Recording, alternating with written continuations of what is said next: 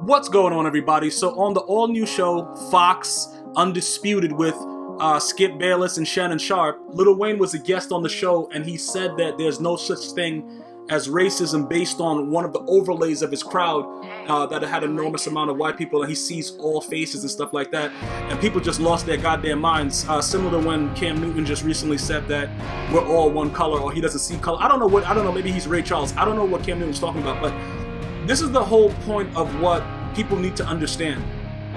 Lil Wayne is an artist, and when you're an artist, just because you have a huge following doesn't mean that you're ready to take on a lot of the stuff that society is giving you. It's very few people that are willing to deal with it. So everybody is very, not everybody, but a lot of people of color are very upset with Lil Wayne, saying that he doesn't understand. They don't understand how he's never experienced racism, and he says that he's blessed. Now, whether that's true or not in his mind or whatever, he did look high on the show. I don't know, and that's not for us to really judge it.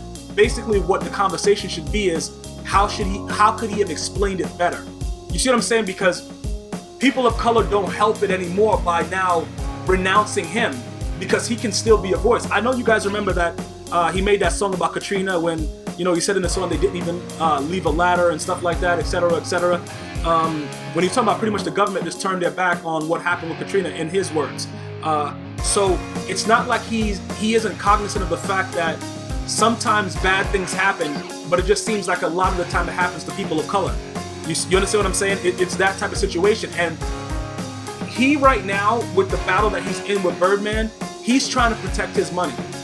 And I know that's considered selling out. I understand that, but there's a lot of other people still doing the same thing. And it's sort of a high expectation to just think that somebody like Lil Wayne is going to say, you know what, this is racist. You're not going to get that, because this is what performers need. Performers need a lot of races, a lot of different colors, a lot of everything. It makes no sense for them to, make it seem as if they're gonna go and lean towards one way. You understand what I'm saying? And he does have a lot of white fans and things like that. And I see what he's saying, because he's just trying to be smart about it. But because of the way he looks, it comes off as like he's just high, something's wrong with him, he's stupid. But he knows exactly what he's doing. He's protecting his interests. Now, if later on he decides to say something, you know what I'm saying? So, we still can't knock the fact that he's beginning to say something. Michael Jordan didn't say things for a very, very long time.